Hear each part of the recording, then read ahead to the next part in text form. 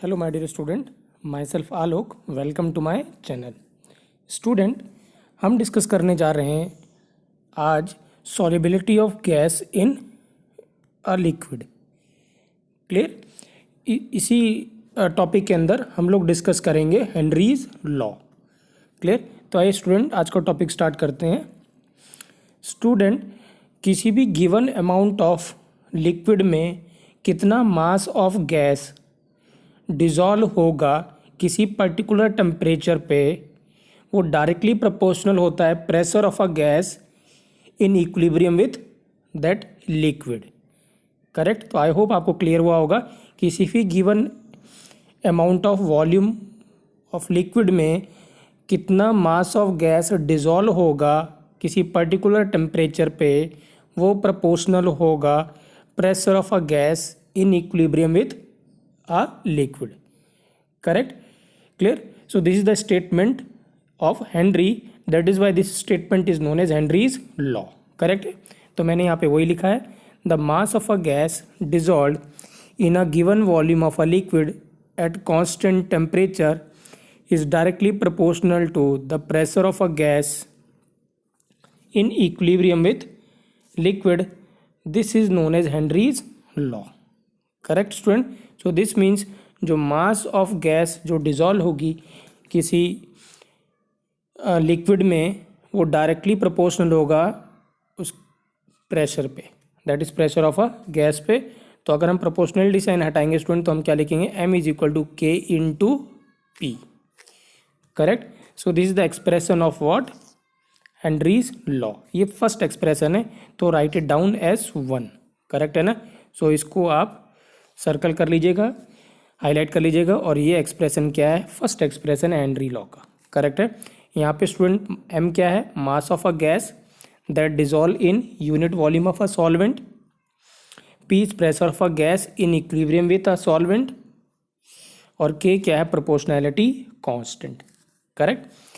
अब student same time में Dalton ने क्या कंक्लूड किया कि अगर मिक्सचर ऑफ अ गैस है जो कि इक्विलिब्रियम में है किससे?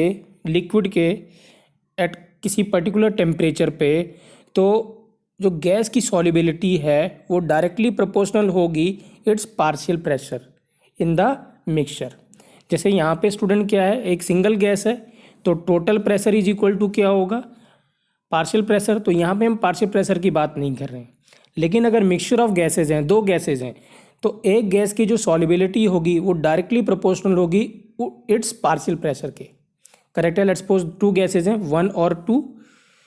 तो गैस 1 का जो सॉल्युबिलिटी होगी वो डायरेक्टली प्रोपोर्शनल होगी P1 के साथ, और जो गैस 2 की सॉल्युबिलिटी होगी वो प्रोपोर्शनल होगी इसके पार्शियल प्रेशर ऑफ 2 गैस के, सेकेंड गैस के, दैट इज P2 के। करेक्ट ना? और यहाँ पे स्टूडेंट जो सॉल्युबिलिटी है डाल्टन ने एक्सप्रेस करी इन टर्म्स ऑफ मोल फ्रैक्शन। क्या एक्सप्रेस किया? इन terms of mole fraction.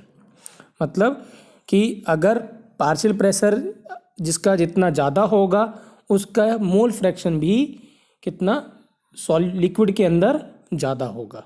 Correct है ना? तो फर्स्ट जो एक्सप्रेशन था, यहाँ solubility is expressed as in terms of mass, but जो सेकंड एक्सप्रेशन है in that solubility is expressed in terms of mole fraction. Right? तो देखिए यहाँ पे यही लिखा हुआ है। At same time, Dalton independently concluded that if a mixture of a gas is in simultaneous equilibrium with a liquid at particular temperature, then solubility of a gas is directly proportional to the partial pressure of a gas in the mixture. Correct है ना? किसके proportional है? Partial pressure के proportional होगा। Correct? और मैंने क्या बताया था? Solubility is express in terms of mole fraction. तो X A directly proportional to क्या है? P A. एक्स ए या chi A, that is mole fraction of gas A, is directly proportional to its partial pressure, that is P A. तो what is P A student? P A is partial pressure of a gas A. आप यहाँ पे gas ए लिख लीजिएगा above solution. चाई ए या x A is mole fraction of a gas in the solution. Correct है ना? क्लियर है? एंड के डैश क्या स्टूडेंट? यहाँ पे proportionality constant. Correct student? So अब क्या है, डाल्टन ने क्या करा, जैसे यहाँ पे लिखा था x चाई ए इज इक्वल टू के डैश इंटू पी ए, तो उन्होंने क्या करा, इसको रीअरेंज किया, के डैश को लेफ्ट साइड में ले गए, तो पी ए क्या हो गया 1 के डैश इंटू चाई ए। इस 1 के डैश को उन्होंने एक और कोई कांस्टेंट लिखा, इस कांस्टेंट को बोला उन्होंने के एच। क्या बोला? के एच। इसी के एच को क्या कहते हैं? Henrys constant. क्या कहते हैं? Henrys constant. सो अब जो एक्सप्रेशन मिलेगा बनेगा वो क्या बनेगा? P A that is partial pressure of a gas A is equal to K H that is Henry's constant into its mole fraction chi A. Correct? Clear? सो यहाँ पे वही किया हुआ है, पी ए रीअरेंज किया इसको, के को, जो कि यहाँ पे हमने के डैश लिखा था, तो इस के डैश को वो लेफ्ट साइड में ले गए, तो P A is equal to क्या हो गया 1 K dash, make it K dash. Student मैंने के लिखा है, के डैश कर लीजिएगा इसको। तो 1 के डैश को उन्होंने क्या लिखा? K H. So now the expression becomes P A is equal to K H into chi A. Correct है? This is the second expression of Henry's law. Please important student, तो please इसको highlight कर लीजिएगा। P A is equal to K H into chi A is the second expression of Henry's law. P A क्या student? Partial pressure of a gas A above solution. K H Henrys constant है, और जो चाई ए है it's a mole fraction of gas A in the solution. Correct है ना? Similarly student, हम जो सॉल्युबिलिटी है it can be express in terms of molarity also. तो अगर आप इन टर्म्स ऑफ मोलैरिटी करेंगे, लिखेंगे, तो P A is equal to हो जाएगा K H into C. C stands for concentration that is molarity. Correct? So this is the third expression of Henry's law. Correct है? कौन सा? फर्स्ट, सेकेंड और ये थर्ड एक्सप्रेशन है। First expression क्या था? M is equal to K into P, first expression. Second expression क्या है? P A is equal to K H into chi A, second. And third is P A is equal to K H into C, ये third expression है। Correct है? तीनों को आप highlight कर लीजिएगा। करेक्ट? अब स्टूडेंट आपके दिमाग में ये क्वेश्चन आ रहा होगा कि तीन एक्सप्रेशन एक लॉ के हैं, तो जब क्वेश्चन आएगा तो हम कौन सा लॉ अप्लाई करेंगे? करेक्ट है? ये ऑब्वियस क्वेश्चन आता है, काफ़ी बच्चे ये पूछते हैं कि सर जब 3 लॉज आप यहाँ पे बता रहे हो कि इस लॉ के 3 एक्सप्रेशंस हैं, तो हम कौन सा एक्सप्रेशन को अप्लाई करेंगे? तो स्टूडेंट इसका ये आंसर है कि ये जो हेनरीज कांस्टेंट है, ये जो के एच है या जो के है, इसकी यूनिट डिसाइड करेगी कि हमें कौन सा फॉर्मूला अप्लाई करना है। मैं रिपीट कर रहा हूँ, unit of Henry's constant will decide that which expression will be use in solving the problem. Correct है ना? के एच की यूनिट डिसाइड करेगा कि हमें कौन सा फॉर्मूला यूज़ करना है while solving the problem. Let's suppose अगर हेनरीज कांस्टेंट की यूनिट के ऐसे के एच गिवन है कितना 2, राइट? एटीएम लिखा हुआ है, दिस मीन्स 2 एटीएम। तो आप मुझे बता सकते हैं कौन सा एक्सप्रेशन आप यूज़ करेंगे? आप ये वाला एक्सप्रेशन इस टाइम पे यूज़ करेंगे, P A is equal to K H into chi A. क्यों? क्योंकि जो चाई ए है उसकी कोई भी यूनिट नहीं होती मोल फ्रैक्शन की। दिस मीन जो के एच की यूनिट है वो किसकी यूनिट के बराबर होगा? पी ए की यूनिट के। और पी ए क्या होता है? प्रेशर। तो प्रेशर की यूनिट क्या है? एटीएम। इसलिए अगर के एच की यूनिट प्रेशर की है तो आप कौन सा एक्सप्रेशन यूज़ करेंगे? सेकंड वाला। करेक्ट है ना? अगर के एच की यूनिट जो है, ठीक है ना, वो गिवन है एटीएम पर मोल, और लीटर एक ऊपर चला गया न्यूमरेटर में, दैट इज एटीएम लीटर पर मोल। तो अगर ये यूनिट गिवन है स्टूडेंट, तो आप कौन सा एक्सप्रेशन यूज़ करेंगे? थर्ड वाला। क्यों? क्योंकि यहाँ पे क्या होगा, यूनिट ऑफ के एच क्या आएगा? के एच की यूनिट क्या आएगी? के एच प्रेशर की unit that is atm upon concentration, मतलब student molarity, that is atm. Molarity means moles per litre, तो लीटर कहाँ चला गया? ऊपर। सो दिस मीन्स यूनिट क्या होगी? एटीएम इनटू लीटर पर मोल। तो अगर ये यूनिट है के एच की, तो हम एक्सप्रेशन कौन सा यूज़ करेंगे? थर्ड वाला। करेक्ट है ना? सो स्टूडेंट मैं फिर रिपीट कर रहा हूँ, के एच की यूनिट डिसाइड करेगा कि कौन सा एक्सप्रेशन हम यूज़ करेंगे while solving the problem of Henry's law. Correct है ना। सिमिलरली फर्स्ट एक्सप्रेशन में यहाँ पे अगर के एच की जो यूनिट है वो क्या होगा, के एच इज इक्वल टू, या के जो गिवन है यहाँ पे K is equal to M upon कितना है पी, राइट। तो मास क्या है, अगर ग्राम तो ग्राम पर एटीएम जो प्रेशर की यूनिट है। तो अगर ये यूनिट गिवन है तो हम कौन सा एक्सप्रेशन यूज़ करेंगे, ये वाला, करेक्ट है। So the unit of K will decide which formula we will use to solve the problem regarding Henry's law, correct है ना। सो आई होप आपको जो भी डाउट रहा होगा वो आपको क्लियर हुआ होगा, क्योंकि एक ही लॉ के 3 एक्सप्रेशन है, तो हमें कैसे पता चलेगा हम कौन सा एक्सप्रेशन अप्लाई करेंगे while solving the problem.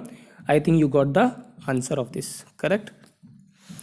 Now student, what is the significance of Henry's constant, इसके ऊपर काफ़ी क्वेश्चन आता है कि सिग्निफिकेंस ऑफ हेनरीज लॉ क्या है, हेनरीज कांस्टेंट क्या है, राइट।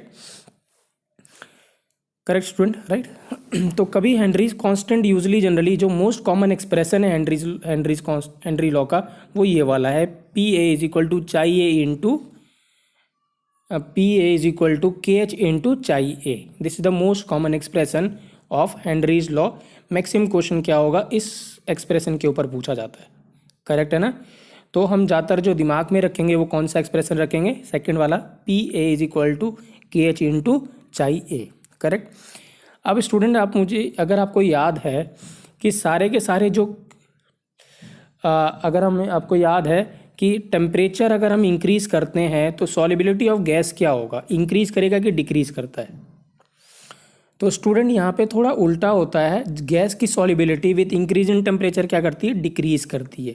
अगर आपने वाटर को बॉईल होते देखा हो, जब वाटर को आप गर्म करते हैं तो बबल्स निकलते हैं। तो बबल्स निकलने का मतलब क्या है, जो गैस डिजॉल्व है ऑलरेडी उसके अंदर वो क्या निकल रही है, बाहर निकल रही है।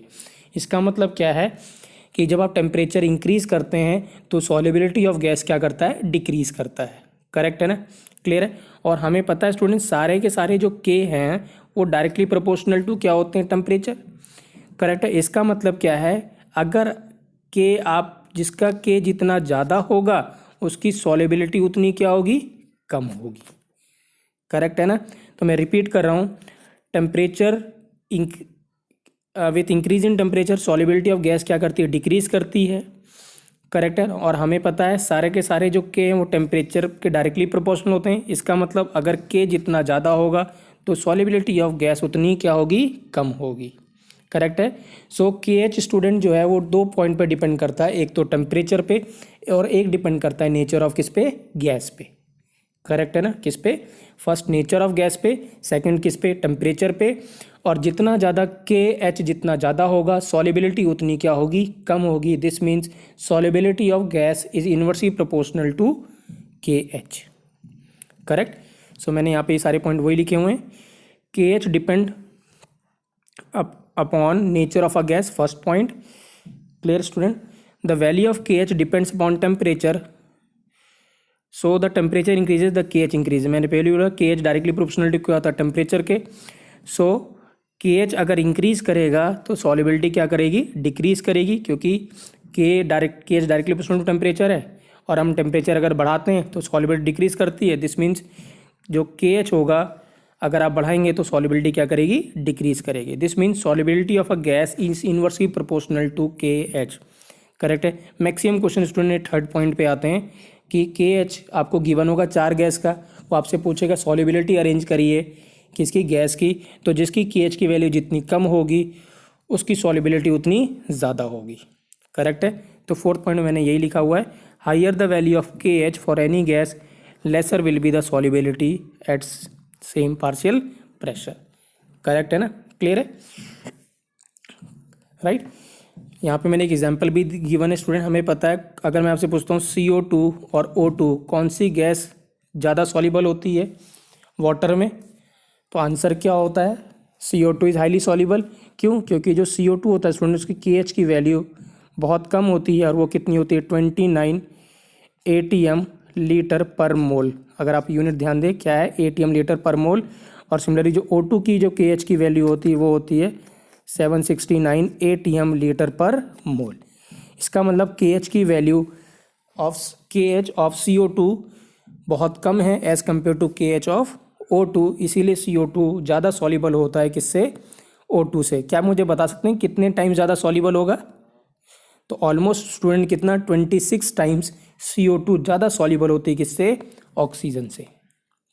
करेक्ट है ना, क्लियर है। सो मैंने यहाँ पे वही पॉइंट लिखा student, KH of CO2 is 29 ATM liter per mole, KH of O2 is 769 atmosphere liter per mole. This means CO2 is 26 times more soluble than कितना, O2। करेक्ट है ना।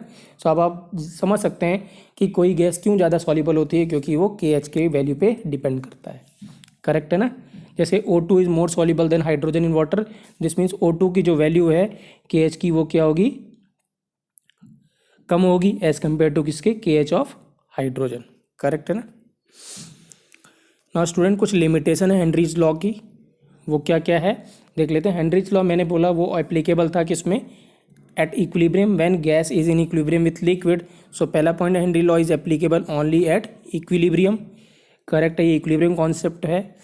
Second point student, it does not work well at higher temperature. जब high temperature करेंगे तो ये law क्या कहते हैं एप्लीकेबल नहीं होता या अच्छे से काम नहीं करता, एरर आता है, क्योंकि जब हाई टेम्परेचर करेंगे तो सॉल्युबिलिटी ऑलवेज क्या रहेगी, बहुत कम हो जाती है गैसेस की, और तब उसका क्वांटिटी निकालना क्या होता है, थोड़ा डिफिकल्ट होगा एग्जैक्ट क्वांटिटी, इसीलिए it does not work well at high temperature. Third student क्या है, ये जो हेनरीज लॉ है ये भी वर्क वेल नहीं करता जब या तो गैस एसोसिएट कर रही हो या डिसोसिएट कर रही हो या रिएक्ट कर जाती हो। करेक्ट है ना। सो it does not applicable when gas reacts or get dissociates. Correct student. So this is our limitation of Henry's law. Correct. Next student क्या है, ये बहुत कॉमन क्वेश्चन है, बोर्ड में पूछा जाता है। करेक्ट है, ये हर दूसरे तीसरे साल क्वेश्चन रिपीट होता है, तो मैंने इसीलिए स्पेशल ये क्वेश्चन यहाँ पे डिस्कस कर रहा हूँ मैं। करेक्ट है, क्वेश्चन क्या है, explain how routes law is a special case of Henry's law. क्या है क्वेश्चन है, how explain how routes law is a special case of Henry's law. हम राउट्स लॉ पहले डिस्कस कर चुके हैं, अब हम हेनरी लॉ भी डिस्कस कर चुके हैं। नाउ अब हम दोनों लॉ को क्या इजीली कंपेयर कर सकते हैं। देखिए कैसे स्टूडेंट, जो राउट्स लॉ क्या था, P A is equal to क्या, P naught A into chi A. P A is partial pressure of A, P naught is vapour pressure of pure component A, and chi A mole fraction of A in the solution. Similarly अगर मैं Henry's law की बात करता हूँ तो हमने क्या लिखा, P A is equal to K H into chi A. Correct student, right. तो आप देख सकते हैं ये दोनों लॉ ही बिल्कुल, यहाँ पे पी ए क्या है, वही क्या है, पार्शियल प्रेशर है, चाई ए क्या है, मोल fraction of a gas in the solution. ठीक है, तो दोनों में फ़र्क क्या है, राउट्स लॉ और हेनरी लॉ आर आइडेंटिकल हैं, एक्सेप्ट क्या है, सिर्फ इस कांस्टेंट के। करेक्ट है, यहाँ पे कांस्टेंट क्या है, पी नॉट ए, और यहाँ कांस्टेंट क्या है, के एच है। करेक्ट है ना, क्लियर है। आप देख सकते हैं यहाँ भी क्या है, जो पी नॉट ए है जो कांस्टेंट है उसकी यूनिट भी क्या है, प्रेशर की होगी, और यहाँ भी जो के एच है उसकी यूनिट भी क्या होगी, प्रेशर की होगी। So both these laws are identical except the proportionality constant are different. मतलब दोनों का सिग्निफिकेंस क्या है, प्रोपोर्शनलिटी कांस्टेंट का वो अलग अलग है, बट रेस्ट क्या है, सेम है। इसीलिए routes law is a special case of Henry's law. Correct है ना। ठीक है, तो मैंने यहाँ पे वही लिखा है, as per Raoult's law P A is equal to P naught A into chi A. P A is partial pressure of component A, chi A is mole fraction of solute in the solution. यहाँ पे solute क्या है, gas की बात करें अगर हम, as per Henry's law P A is equal to K H into chi A. P A क्या है, partial pressure of a gas A, chi A is mole fraction of a gas in the solution. Hence R L क्या student, Raoult's law, और H L क्या है, Henry's law. Hence R Raoult's law and Henry's law are identical except the proportionality constant are different. Correct है ना। So special case है क्योंकि Henry's law के तीनों एक्सप्रेशन थी, राइट। तो यहाँ पे जो के एच है और जो पी नॉट है उसकी यूनिट क्या रहेगी, सेम रहेगी। सो हम यहाँ कह सकते हैं कि Raoult's law is a special case of Henry's law. Correct. तो I hope student question clear हुआ होगा आपको, ये बोर्ड के लिए बहुत इंपॉर्टेंट है, तो प्लीज़ आप इसको नोट कर लीजिएगा, राइट। नेक्स्ट क्वेश्चन है स्टूडेंट, हम एक दो क्वेश्चन डिस्कस कर रहे हैं ऑन हेनरीज लॉ। क्वेश्चन बहुत कम पूछे जाते हैं स्टूडेंट, बट कभी कभार क्वेश्चन आ चुका है, जेई में भी क्वेश्चन आ चुका है, राइट। जो ये वाला क्वेश्चन है, जो थर्ड क्वेश्चन है, ये जेई का ही जेई में आ चुका है क्वेश्चन, इंपॉर्टेंट क्वेश्चन है स्टूडेंट। बोर्ड में भी आया हुआ ये वाला क्वेश्चन जो है, this question is of board, correct है। और ये एनसीईआरटी में भी गिवन है क्वेश्चन, नहीं this one is of NCERT question, ये बोर्ड में आ चुका है, करेक्ट है। सो देखते हैं स्टूडेंट, क्वेश्चन डिस्कस करते हैं। The partial pressure of ethane over a solution containing 6.56 10⁻³ gram of ethane is 1 बार।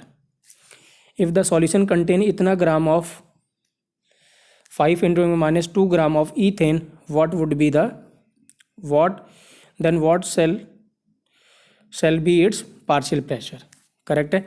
मतलब 6.56 × 10⁻³ ग्राम ऑफ ईथेन है, तब कितना प्रेशर है, पार्शियल प्रेशर कितना है 1 बार। अगर solubility 5 ×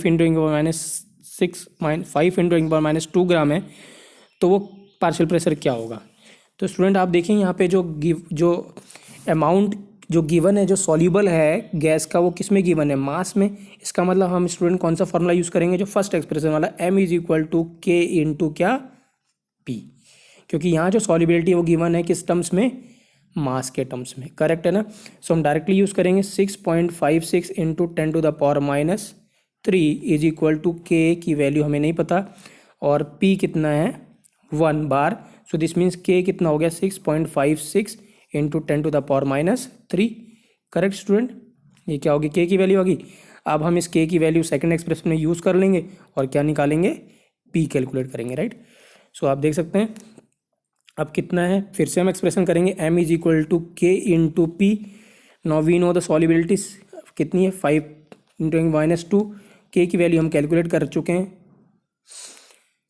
6.56 × 10⁻³ into what student, pressure हमें कैलकुलेट करना है। So pressure will be equal to 5 × 10⁻² divide by 6.56 × 10⁻³ जब सॉल्व करेंगे तो you can easily calculate p, correct. तो यहाँ पे हमने स्टूडेंट एक्सप्रेशन कौन सा यूज़ किया, मास वाला फर्स्ट एक्सप्रेशन, बिकॉज यहाँ पे जो सॉल्युबिलिटी गिवन है वो किसके टर्म्स में गिवन है, मास के टर्म्स में, राइट। सो आप देख सकते हैं m = k × p, that is first expression जो तो हमने कहा था। तो हमें m की वैल्यू गिवन है, तो यहाँ से हमने k की वैल्यू कैलकुलेट करी, हमने k की वैल्यू यहाँ पे पुट कर दी, तो p आ गया स्टूडेंट 7.62 बार, करेक्ट। नेक्स्ट क्वेश्चन है स्टूडेंट, ये क्वेश्चन बोर्ड में आ चुका है और एनसीईआरटी का क्वेश्चन है। If N2 gas is bubbled through a water at 293 Kelvin, how many millimoles of N2 gas would be dissolve in 1 liter water, partial pressure of N2 is 0.987 bar and kh of N2 is given 76.48 kilo bar. Please याद रखेंगे क्या है ये, 76.48 kilo बार, correct. तो kh given है student, हमें partial pressure given है और हमें क्या निकालना है, मोल्स निकालने हैं नाइट्रोजन के, करेक्ट है। अब देखिए स्टूडेंट क्या है यहाँ पे, राइट। अब आप ध्यान से देखिए, जो kh की यूनिट है स्टूडेंट वो किसकी यूनिट है, बार की, दैट इज प्रेशर की यूनिट है। इसका मतलब हम एक्सप्रेशन कौन सा यूज़ करेंगे, हम P = that is partial pressure of nitrogen is equal to KH of nitrogen into mole fraction of nitrogen, correct. So this means student partial pressure given है कितना 0.987 is equal to KH given है 76.48 into 1000 multiply कर दिए क्योंकि kilo बार में given है, N2 क्या, मोल fraction of N2। तो यहाँ से हम क्या कैलकुलेट कर लेंगे student, mole fraction of N2। अगर हमें मोल फ्रैक्शन आ गया this means we can calculate moles of nitrogen, क्योंकि जो वाटर गिवन है वो कितना गिवन है 1 लीटर, 1 लीटर से हम क्या निकाल लेंगे, मोल कैलकुलेट कर लेंगे, राइट। सो आप देख सकते हैं यहाँ पे वही है, हमने यहाँ पे सेकंड एक्सप्रेशन यूज़ किया है जो मैंने बोला था मोस्ट कॉमन यूज़ होता है, P of N2 is equal to mole fraction of N2 into KH। तो यहाँ से मोल फ्रैक्शन आ गया स्टूडेंट कितना 1.29 10⁻³ कितना है 1.29 10⁻³ स्टूडेंट कितना है -5, कितना है -5। तो मैं लिख रहा हूँ 1.29 इंटू 10⁻⁵, करेक्ट, क्लियर स्टूडेंट। और अगर हम मोल्स ऑफ वाटर निकालना चाहे, वाटर की डेंसिटी स्टूडेंट 1 है तो 1 लीटर की 1 है, तो इसका मतलब कितना हो गया 1000 ml, 1000 ml किसके बराबर हो जाएगा 1000 gram, 1000 gram divide by 18 that is 55.5। So this mean student mole fraction क्या हो गया, mole fraction of nitrogen is equal to क्या है, that is moles of nitrogen upon moles of nitrogen into moles of water, correct student. अब अगर आप देखिए mole fraction जो है स्टूडेंट वो बहुत ही कम है, बहुत स्मॉल है, कितना है 1.29 इंटू 10⁻⁻5। इसका मतलब क्या है, मोल्स ऑफ जो नाइट्रोजन होंगे वो बहुत ही कम होंगे एज़ कम्पेयर टू किसके, वाटर के, लेस होगा वाटर का। करेक्ट है। तो यहाँ पे हम क्या करेंगे, while solving the problem we will neglect the moles of nitrogen. Correct है ना। और हम इजीली फिर अब कैलकुलेट कर सकते हैं क्या, मोल्स ऑफ नाइट्रोजन। क्या एक्सप्रेशन बनेगा अब, दैट इज